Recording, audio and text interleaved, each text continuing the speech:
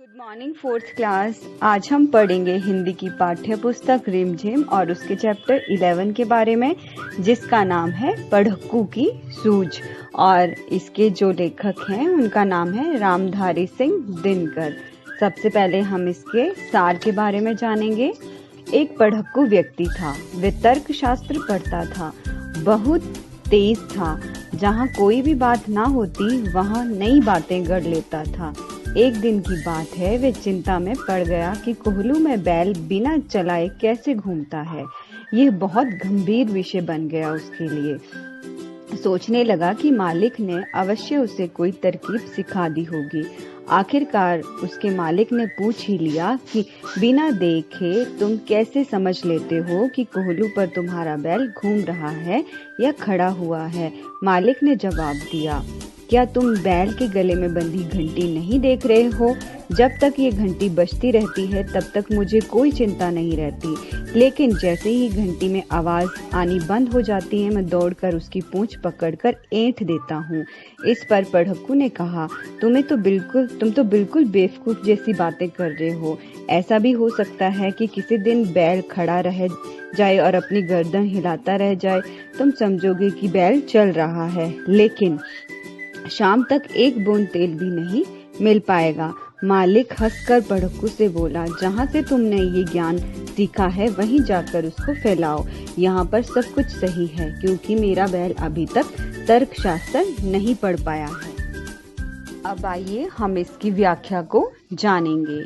एक पढ़क्कू बड़े तेज थे, तर्कशास्त्र पढ़ते थे। जहाँ न कोई बात वहाँ भी नई बात गढ़ते थे। एक रोज से बड़े फिक्र में समझ नहीं कुछ पाए, बैल घूमता है कोहलू में कैसे बिना चलाए।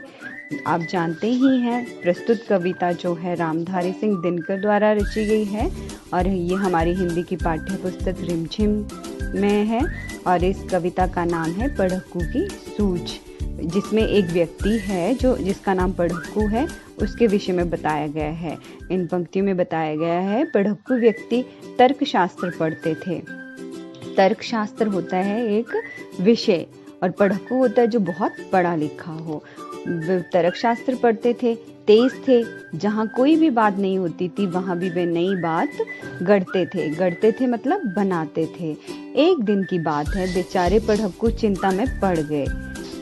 फिक्र का अर्थ होता है चिंता, और लगे सोचने की आखिर कोहलू में बैल बिना किसी के चलाए घूमता कैसे है। अगली पंक्तियों की व्याख्या को जानेंगे। कई दिनों तक रहे सोचते, मालिक बहुत गजब है। सीखा बैल को रखा इसने, निश्चय कोई डब है। आखिर एक रोज मालिक ने पूछा, उसने ऐसा अजी बिना देखे लेते तुम जान भेदिए कैसे। इसमें कवि कहता है कि कई दिनों तक वे इसी विषय पर सोचता रहा। उन्हें लगा कि मालिक ने जरूर अपने बैल को कोई तरकीब सिखा दी है। पढ़क्कू से नहीं रहा गया। एक दिन बैल के मालिक के पास पहुंच ही गया। पूछने लगा, आखिरकार तुम ये कैसे जान पाते होगी। अगली पंक्तियों की व्याख्या इस प्रकार से है। कोहलू का ये बैल तुम्हारा चलता या अड़ता है, रहता है घूमता खड़ा या पंगुर करता है। मालिक ने ये कहा, अजी इसमें क्या बात बड़ी, नहीं देखते क्या गर्दन में घंटी एक पड़ी। अड़ता का अर्थ होता है रुकता और पांगुर का अर्थ होता है जुगाली करता हुआ। इसमें कवि कहता है कि कोहलू से लगा तुम्हारा बैल चलता रहता है या रुकता है या घूम रहा है या खड़ा है या फिर जुगाली कर रहा है। मालिक ये पूछा उसने पढ़क्कू ने मालिक से, तो मालिक ने जवाब दिया, अरे भाई तुमने इसमें कोई बड़ी बात नहीं है, तुम्हें हैरान भी नहीं होना चाहिए। क्या तुम देखते नहीं कि बैल की गर्दन में घंटी बंधी है? बस इसी से मैं समझ जाता हूँ कि बैल चल रहा है या रुक रहा है। अगली पंक्ति की व्याख्या इस प्रकार से है। जब तक ये बजती रहती है मैं ना फिक्र करता हूँ, हाँ जब बजती नहीं दौड़कर तनिक पूंछ धरता हूँ। कहाँ पढ़क्कू ने सुनकर तुम रहे सदा से कोरे, बेवकूफ मतिक की बातें समझ सकोगे थोड़े।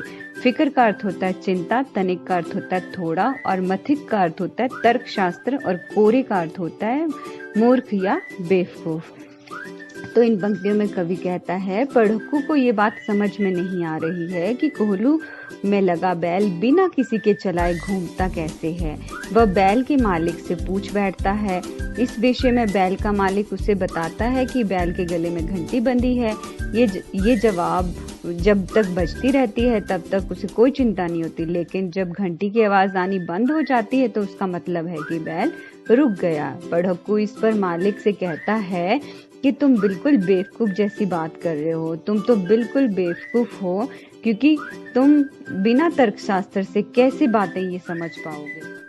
अगली पंक्ति की व्याख्या इस प्रकार से है, अगर किसी दिन बैल तुम्हारा सोच समझ अड़ जाए, चलते नहीं बस खड़ा खड़ा गर्दन को खूब हिलाए, घंटी टुन टुन खूब बजेगी, तुम ना पास आओगे, मगर बूंद भर तेल सांझ तक भी क्या तुम पाओगे। अड़ जाए मतलब रुक जाए और सांझ का अर्थ होता है शाम। तो इन पंक्तियों में कवि कहता है कि कभी किसी दिन में ऐसा भी हो सकता है कि बैल एक ही जगह पर रुककर खड़ा हो जाए और गर्दन हिलाता जाए। मालिक ने पढ़क्कू से कहा, बैल के गले में बंधी घंटी जब तक बजती रहेगी तब तक मुझे चिंता की कोई बात नहीं है, और इसमें चिंता करने अभी जरूरी नहीं है, क्योंकि इसका मतलब है कि बैल चल रहा है। इस पर पढ़क्कू ने कहा कि कभी किसी दिन ऐसा भी हो सकता है कि तुम्हारा बैल खड़ा खड़ा ही गर्दन हिलाता रह जाए और तुम समझोगे कि बैल चल रहा है, लेकिन शाम तक तुम एक बूंद भी तेल नहीं निकाल पाओगे। अंतिम पंक्तियों की व्याख्या को जानेंगे। मालिक थोड़ा हंसा और बोला कि पढ़क्कू जाओ, सीखा है ये ज्ञान जहाँ पर वहीं इसे फैलाओ। यहाँ सभी कुछ ठीक ठाक है, ये केवल माया है, बैल हमारा नहीं अभी तक मथिक पढ़ पाया है। मथिक का अर्थ होता है तर्कशास्त्र।